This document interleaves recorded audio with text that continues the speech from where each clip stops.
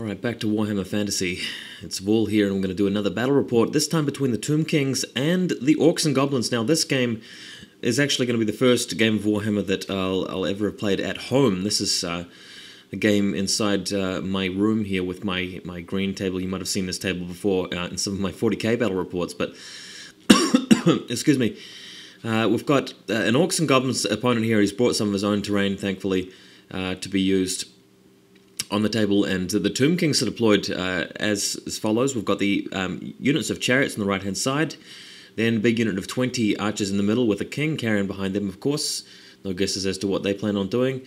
And then a big block of skeleton warriors and tomb guard nearby with 10 skeletons on the flank, with one scorpion sort of out of the shot a little bit, left hand side, in the casket, of course, and the catapult on the hill. Now, I've actually taken quite a lot of photos for this game, so I'm just going to swing straight through them. We're going to go straight to the next picture, where unfortunately the lighting is a bit dark, unfortunately a bit shadowed here. You can see the Tomb King Scorpion at the top of the photo on the left-hand side for the Tomb King flank.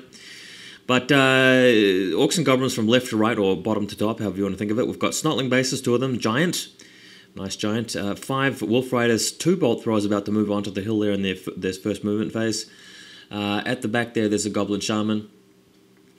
Big block of Orcs with a BSB. No, it's the Orc General, a Black Orc boss on a war boss on a war boar. There's a Troll in between him and the next unit of Night Goblins. 2 units of Night Goblins in front of the hill. Rock Lobber.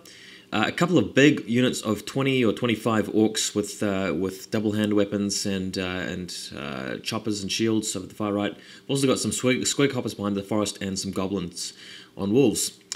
Next picture, you can see a little bit of a better photo, better lighting over here of the left-hand side flank for the Tomb Kings, or the right-hand side flank for the Orcs and Goblins, however you want to think of it. And the Orcs are just ready to move in. There's even a chariot there, which I didn't mention in the deployment there, between the 2 Orc units. So things looking really good. It's going to be a fun game, very, very cool-looking game.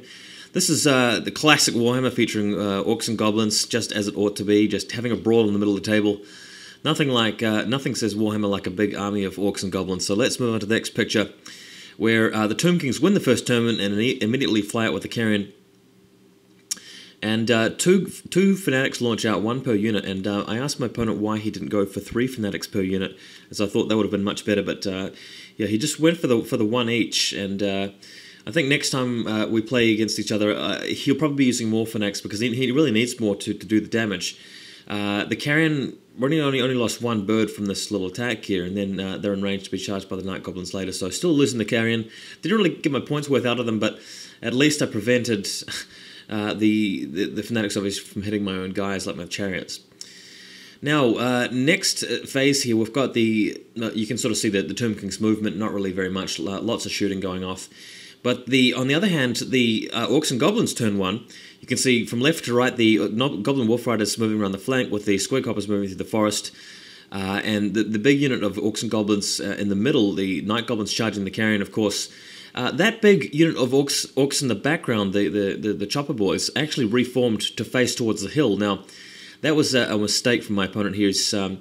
He's sort of just getting back into Warhammer, and these sort of things happen. But what his reasoning was is to try and head over to the hill and protect it from the swarm. But it's really too far away. It would have taken several turns to make it there, and the swarm was about to show up. So a bit of a misplay there, unfortunately. Giant, of course, moving over to the hill. Snotlings swarming around the side. And you've got the Bolt Throwers moving up to get some shots off next turn. So, of course, the Night Goblins destroy the carrion in combat. Not really much magic going off there.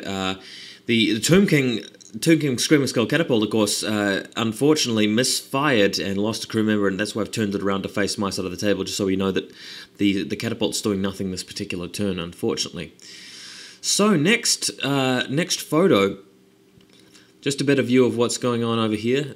You can sort of see the troll in the far background has moved backwards because I shot at him with so many bows. He didn't want to be shot by the rest of the archers. Now, we're playing in this game that the magic resistance is triggered by the Casket of Souls. The new FAQ pretty much implies that it doesn't. I've said this pretty much every commentary I've done, but like I said before, whether you are on the one side of the argument or not, I decide to give my opponent the benefit of the doubt and let him have it. And that's pretty much it. So we're going to go to the next photo, where we're going to launch into the next turn for the Tomb Kings. Now, what happens here is that The Scorpion shows up behind the bolt throwers, scatters a little bit, and then charges one of the bolt throwers, eats up the bolt throwers, overruns into the Giant and engages the Giant in a close combat round. So that's turned out to be very interesting. The Snotlings are nearby on the flank, and the Goblin Wolf Riders are in the background, ready to do whatever they want to. They're kind of shielding the Goblin Shaman behind them at the moment.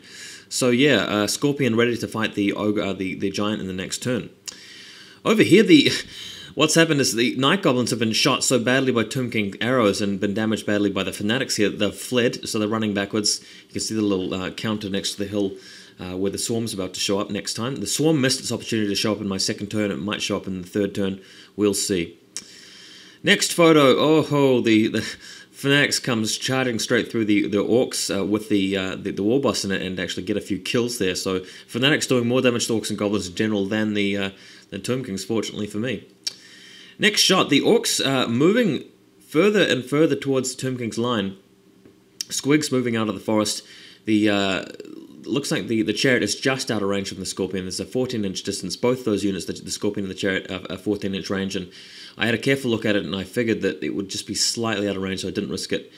And of course, the Orcs just moving in to get stuck in. This Orc unit in the center of the picture has a standard. Also has a battle standard bear, and he has that magic item that gives him an extra dispel dice per rank that he has in that unit. So that's really been helping against my heavy magic phase. Let's go to the next picture, and what happens here is that the Chariots charge the Giant, and the Scorpion is in combat with the Giant as well. The Tomb Prince in his Chariot unit moves around the flank so that he can't be charged by the big unit of Orcs in the center with the War Boss. The Archers reform, so the plan here is that let the Orcs charge the Archers and flank him with the Chariots if he's deciding to do that. If he wants to move backwards, of course, he'll get hit by the Fanatics again and really do nothing. I've just maneuvered my Skeletons and Tomb Guard a little bit just to take the charge from the other big unit of Orcs, and I've flown my King over to the Tomb Guard so that he'll be ready. Destroyer of Eternities in hand and waiting.